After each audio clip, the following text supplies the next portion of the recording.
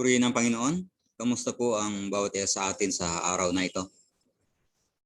Ang salita ng ating Panginoon na ating pong pag-aaralan ngayon ay ang patungkol sa ating pong tunay na kapahingahan sa pamamagitan ng Kanyang banal na presensya sa ating mga buhay.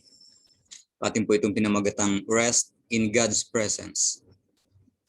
Ito po ay ating matagpuan sa from the book of Psalms chapter 62 verse 1 to 7. At ito po ay binasa ng ating kapatid sa Tagalog at makikita natin dito yung pong tunay na kapahingahan kung saan matatagpuan o kanino matatagpuan ng tao. Sa buhay natin ito ay punong-puno ng pagod, punong-puno ng kaguluhan, punong-puno po ng pagpapagal, pakikipagbaka sa ating mga buhay araw-araw. At lalong higit punong-puno ng paghihirap. Napapagod na ba tayo sa ganung kalagayan? Pagod ba tayo sa sitwasyon na ating pong kinalalagyan ngayon sa ating kapaligiran, sa ating buhay, sa ating pamilya,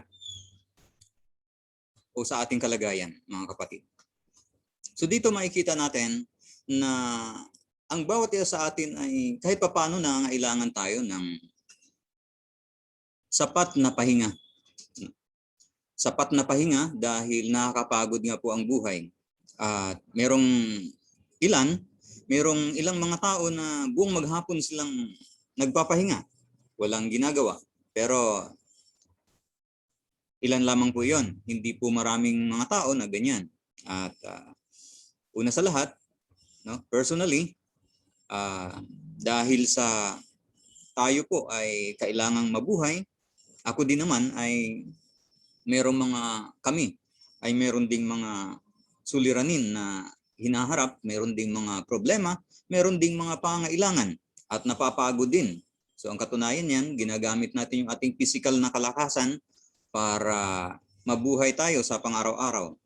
At ganun din, naglilingkod tayo sa iglesia ng ating Panginoon at tunay nga na kahit tayo ay napapagod, kahit tayo ay naguguluhan sa ating paligid, merong kapahingahan na binibigay ang ating Panginoon. Kapahingahan at kapayapaan. Alam natin na mahal natin yung ating mga ginagawa, subalit ang katotohanan, kailangan ng ating pong physical na katawan at ng ating kaluluwa ng kapahingahan. At ang kapahingahan na ito ay ating pong matagpuan. Kapahingahan at kapayapaan ay matagpuan sa ating Panginoon. Ang tanong dito, mga kapatid, meron pong tanong dito, how does one find rest when it is hard to find even a few moments of peace? Paano daw po magkakaroon ng kapahingahan kung wala naman siyang kahit kunting kapayapaan sa kanyang buhay? Nagulumihanan sa kanyang buhay, punong-puno ng pag-aalala, at pakiwari niya sa kanyang sarili, nawala na siya ng pag-asa. So, pakatandaan natin, mga kapatid, yung pong ating binasa kanina. Sa verse 5 po ay merong binanggit doon. Kung inyong nakapakinggan ang binasa, ulitin ko yung verse 5 na basahin. Sabi ng awit 62, verse 5, sa Diyos ko lang matatamo ang kapahingahan dahil binigyan niya ako ng pag-asa. So makikita natin, mga kapatid, kahit ang sumulat nung aklat ng mga awit na ito ay napapagod din. Subalit, meron siyang malaking pag-asa dahil ang sabi niya, sa Diyos niya natatamo ang kapahingahan. So makikita natin, ang bawat isa sa atin po ay merong pag-asa na tayo ay pagpapahingahin ng ating Panginoon sa lahat ng ating mga suliranin sa buhay, sa lahat ng ating mga dalamhati, sa lahat ng ating mga alalahanin, nagulumihanan tayo po ay pagpapahingahin ng ating Panginoon diyan. So gusto ko lamang po i-encourage ang bawat isa sa atin, mga kapatid. Sabi dito, I want to encourage you to ultimately find rest sa pamamagitan ng seeking and dwelling in God's presence. Sa Kanya lamang natin matatagpuan kung tayo po ay, kung ating pong hahanapin ang presensya ng Panginoon at manahan sa Kanya. Hahanapin natin at manahan sa Kanyang banal na presensya. So, yan po ay very possible na mangyayari sa ating mga buhay. At hindi ito natin kayang gawin ng saganang ating sarili, mga kapatid, dahil tanging ang Diyos lamang ang mapagbibigay ng tunay na kapahingahan na inaasahan ng bawat isa sa atin. Totoo na ang ating physical na katawan ay napapagod, ang ating mga puso ay pagod na rin, ang ating mga kaisipan pagod na rin dahil sa mga pangyayari sa ating buhay na hindi natin maintindihan, hindi natin maunawaan. Bakit nangyayari ito? At kung paano ito dumating sa ating mga buhay. So granted, mga kapatid, na ang mundong ito ay punong-puno po ng ganyang mga kaguluhan. At ang kapahingahan ay talagang nakatali lamang sa piling ng ating Panginoong Jesucristo. Ulitin natin ang verse 5. Sa English, sabi niya doon, "My soul wait the only upon God, for my expectation is from Him." Nakikita natin kahit na siya ay nag-aalala, nanghihina, mga kapatid, nagkaroon ng bigatin sa kanyang daladalahin. Ito pong weary and burdened, ibig sabihin deep soul weariness o matinding panghihina ng kaluluwa. At kung minsan ng iba, nanghihina ang pananampalataya. So lahat po yan, mga kapatid, tayong lahat ay nakaka-experience ng mga ganyang mga bagay. Bagamat iba't ibang paraan at sa iba't ibang kadahilanan ng ating pong nagiging karanasan, minsan ang iba ay sinisisi nila ang ibang tao kung bakit sila nagkakaganon. Kung minsan naman nanghihina tayo dahil sa pagkakaroon ng sunod-sunod na may bigat na sitwasyon sa ating buhay na pinagdadaanan natin. Kung minsan naman, ang panghihina ng ating kaluluwa at ng pananampalataya ay bunga ng kasalanang ating ginawa. So napakahirap unawain, mga kapatid, kung bakit ganito ang ating nagiging karanasan at kung ganito ang sitwasyon ng ating kapaligiran. Ngayon, hindi lingid sa ating kaalaman na marami na rin kahit sa ating mga kapatiran ang nagiging positive sa COVID-19 na ating pong kinaharap at ang ilan sa kanila ay nawala na. So makikita natin ang kapighatiang dinaranas ng buong pamilya. At maliban dyan, meron pang natitirang mga kapatiran na meron namang karamdaman sa kabila na sila ay naging positibo sa pandemya na ito, sa sakit na nakapaligid sa atin, meron pang ibang mga karamdaman ang kanila pong pisikal na katawan. Mga kapatid, paano nila ito uunawain?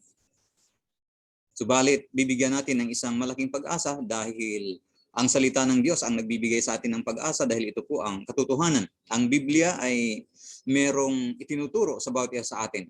Una sa lahat, sa aklat po ng Kawikaan, verse 3, chapter 3, verse 5 and 6, na malimit kong ibinabahagi sa ating mga kapatid sa church.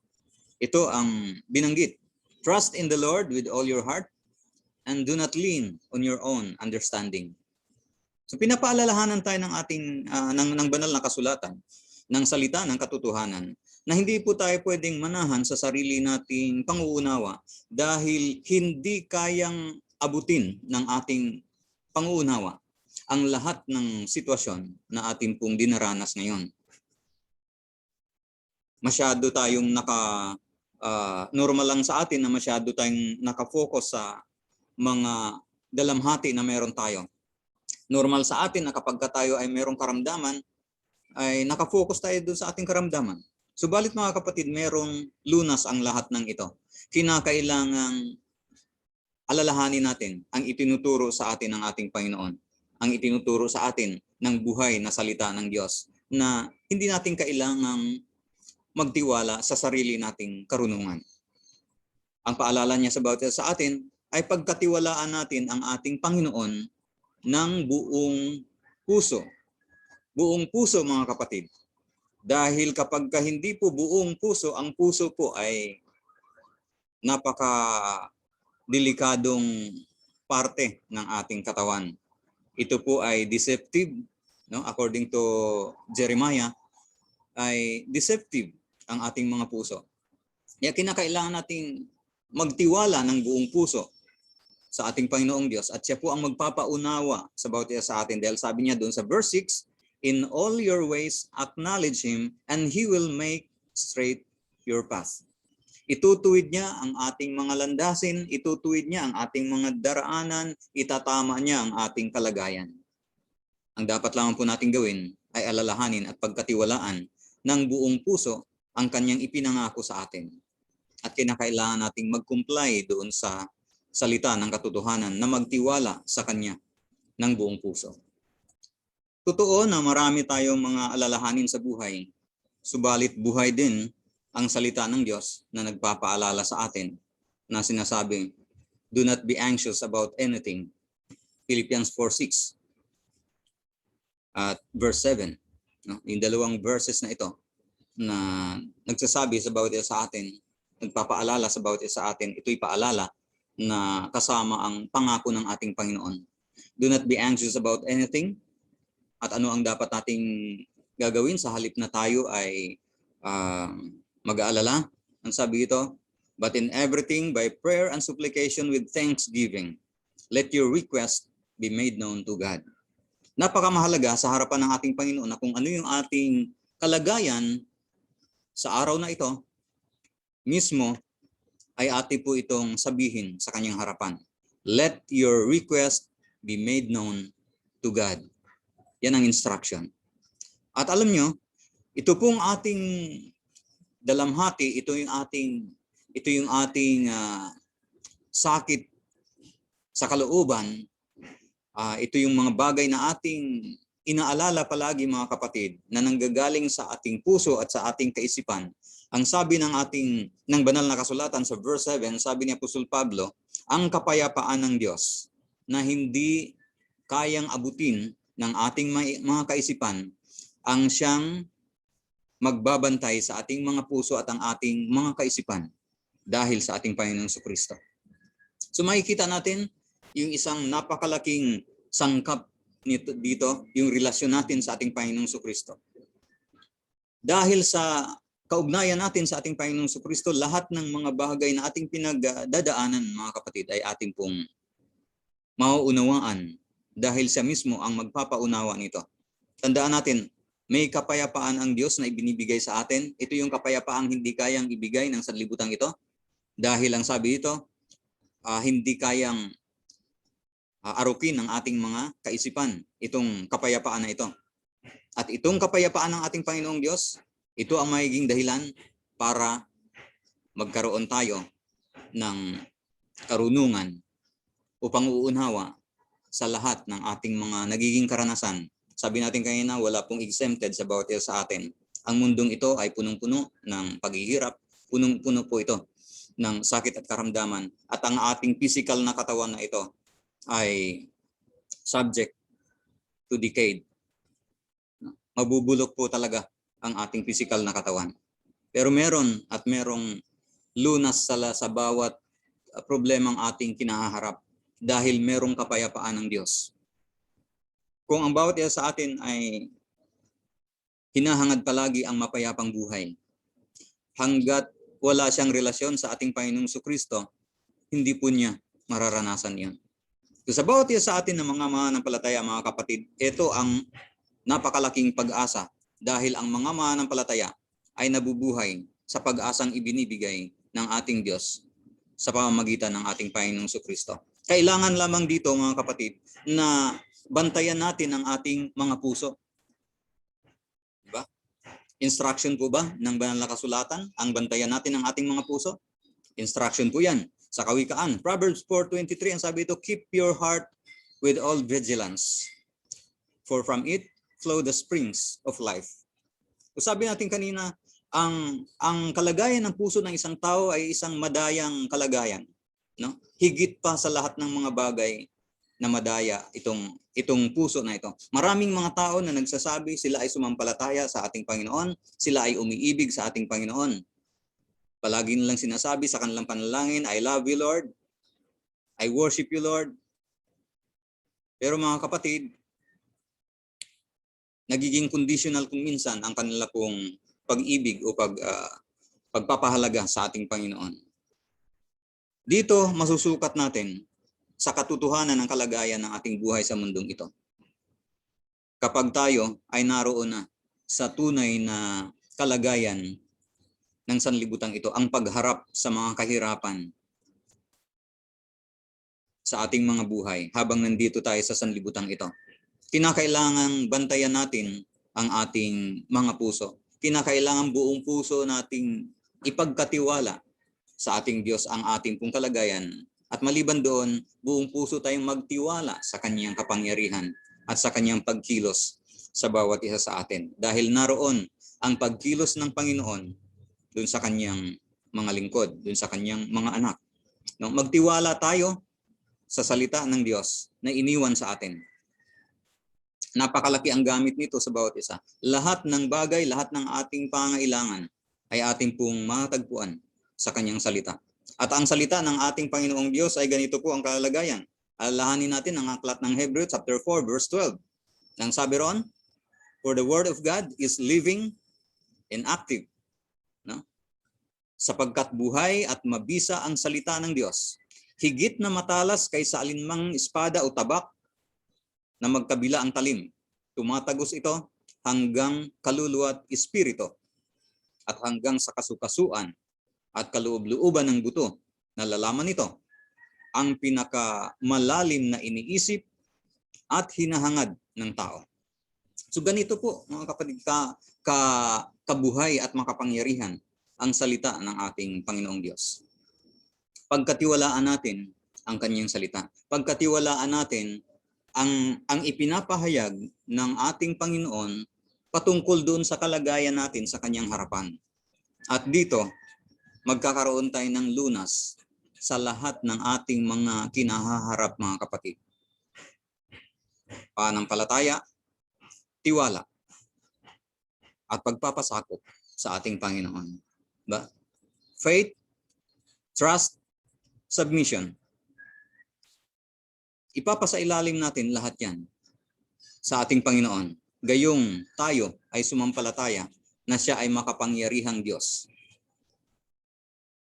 Katunayan yan, siyang may lalang ng bawat isa sa atin. Meron tayong mga pangamba, nag-aalala tayo, may takot tayo, naghihirap tayo, kuminsan nawalan tayo ng pag-asa, mga kapatid. Throughout the Bible, mga kapatid, there is promise of continual rest sa pamamagitan ng ating Panginoong Jesucristo. Silipin natin ang Matthew 11, 28 and 30. Meron ditong invitation sa atin.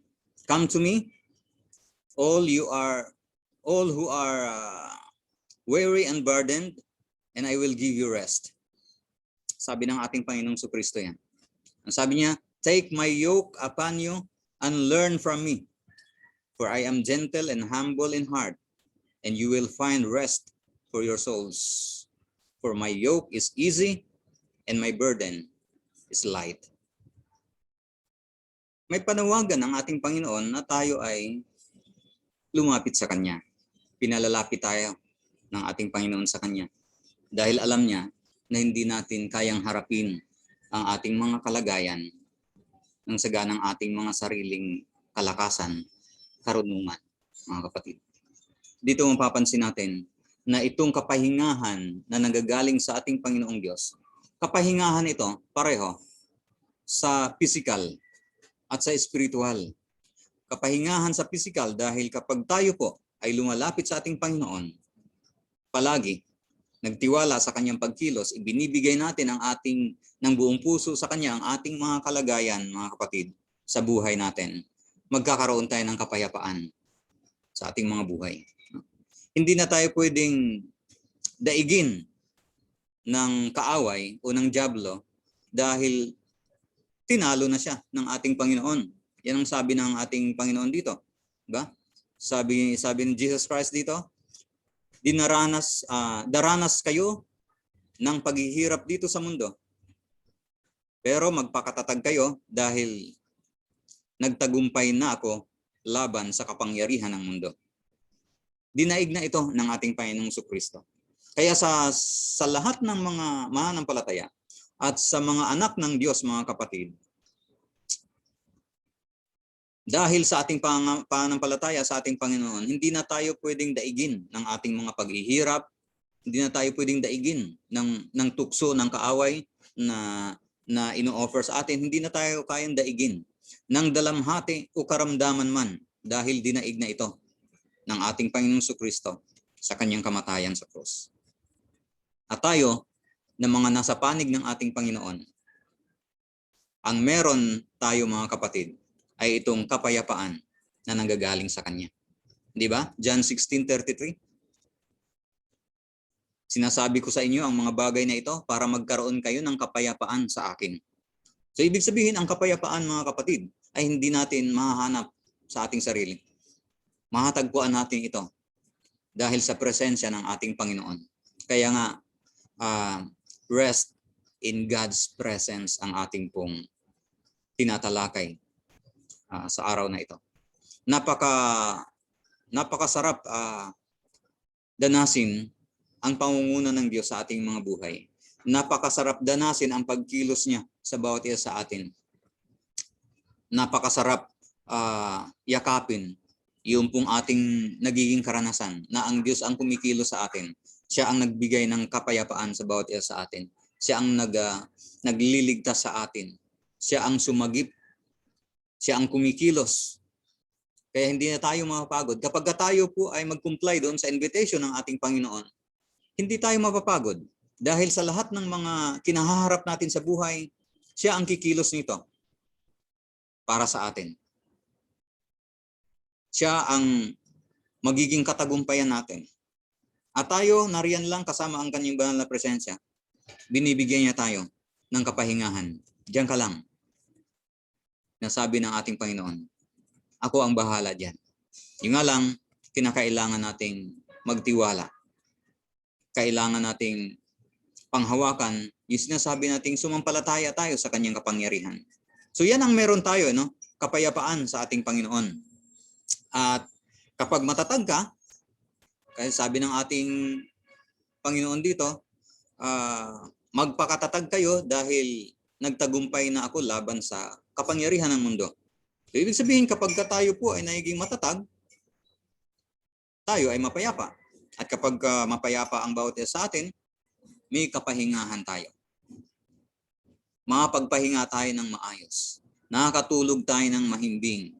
At bukas sa ating paggising, panibagong kalakasan ang ibinibigay ng ating Panginoon para harapin na naman natin ang buhay sa mundong ito ng punong-puno ng kalakasan dahil pinalalakas niya tayo.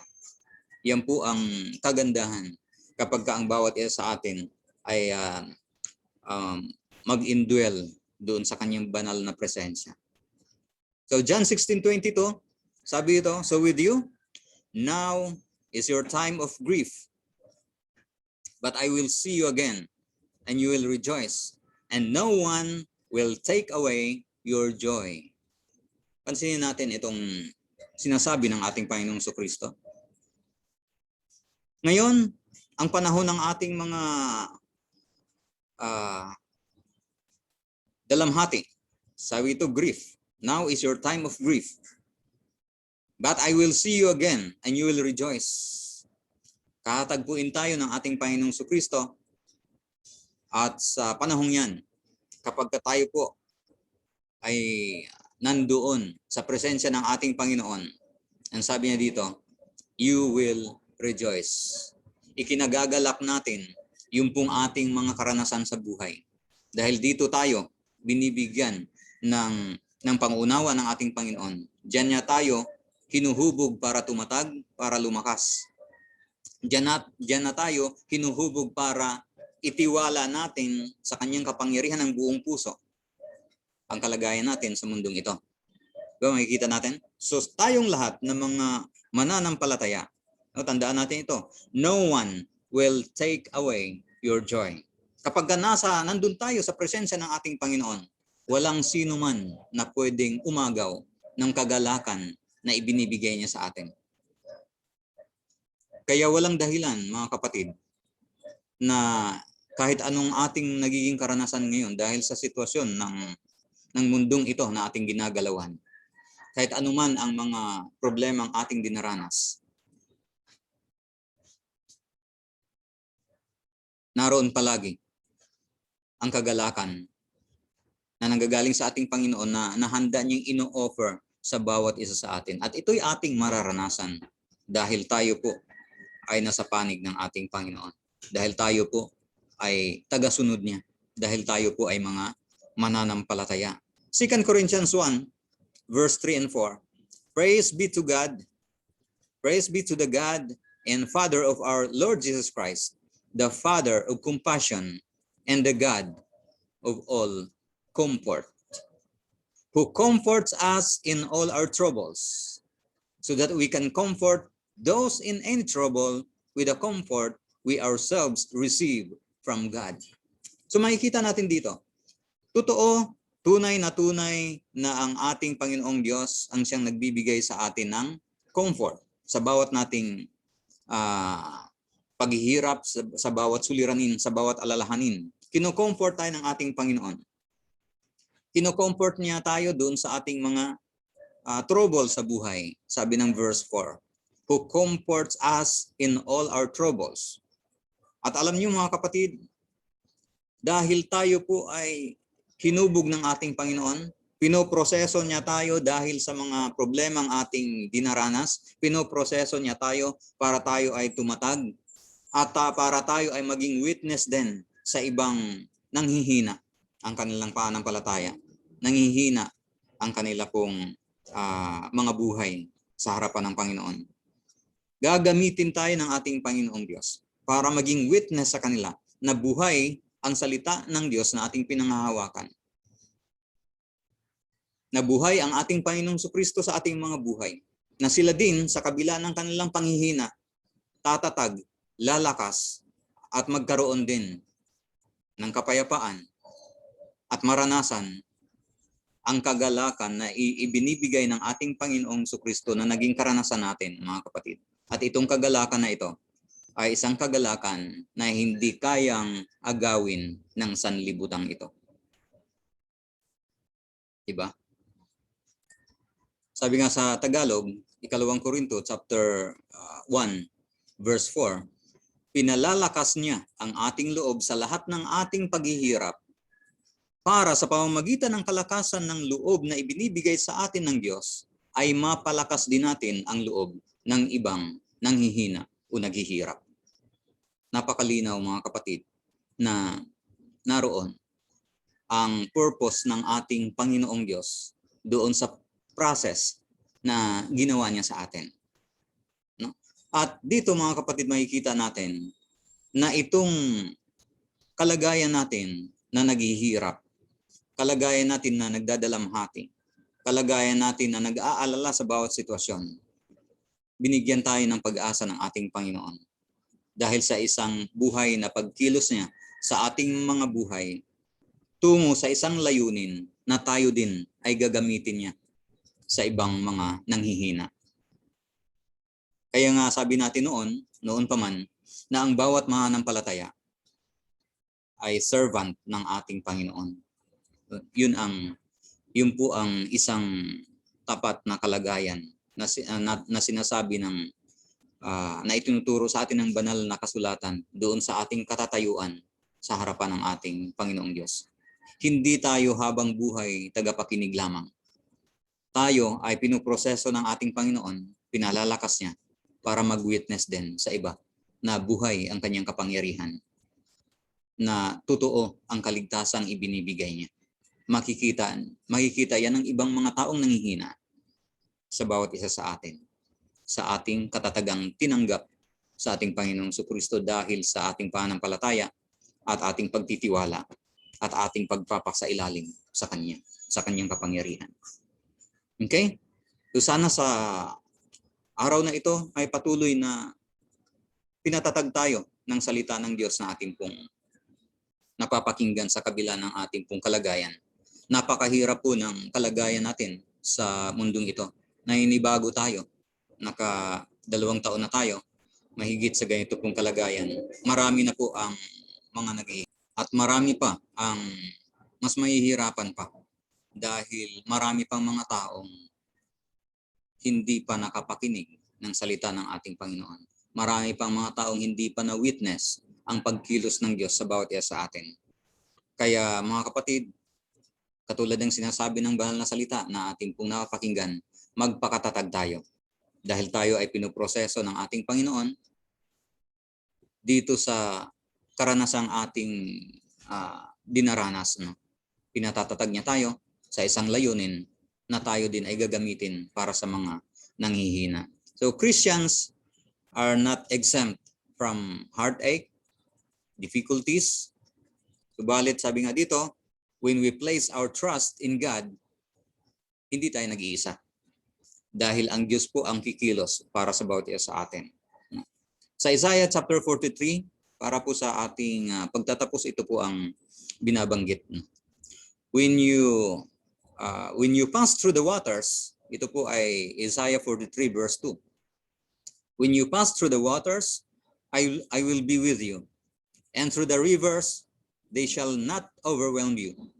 When you walk through fire, you shall not be burned, and the flame shall not consume you. Ito ang pangako ng ating Panginoong Diyos kay Isaiah, mga kapatid. At ang pangako ng ating Panginoong Diyos, ang kapangyarihan ng ating Diyos ay hindi po nagbabago. Ito din po ang kanyang kapangyarihan na kumikilos at kikilos sa buhay natin ngayon. Anumang fire na atin pong mararanasan, hindi tayo tutupukin ito dahil nagtagumpay na tayo dahil sa ating Panginoong Kristo. So, ang salita ng Diyos na ating pong natututunan ngayon, doon sa talata na ating pong binasa sa aklat ng mga awit, ang Diyos ay ating kapahingahan, ang Diyos ang ating kaligtasan at karangalan, siya din ang ating batong kanlungan, siya ang ating tanggulan, at lalong higit, siya ang mag-iingat sa bawat isa sa atin. Kaya merong lunas, may pag-asa sa lahat ng ating mga pinagdadaanan. Kaya kahit anuman ang ating sitwasyon na ating pinagdadaanan sa ngayon, meron tayong maaasahan sa ating Panginoon. Huwag lang natin kalilimutan, let your trust in God grow deeper. Hayaan natin na yung pong ating inilagak na tiwala sa ating Panginoon ay lumalim at mag-ugat tayo doon sa biyayang ating tinanggap sa ating Panginoong Kristo. Tumugon tayo sa invitation ng ating Panginoon doon sa Matthew 11:28 na sabi ng ating Panginoong Kristo, "Come to me, all you who are weary and burdened." At ang kanyang pangako, I will give you rest. Sa kanya lamang matatagpuan ang sapat na kapahingahan na kailanganin ng bawat isa sa atin. Magtiwala lamang po tayo sa kanya. No? Trust Him. He is worthy. God bless you.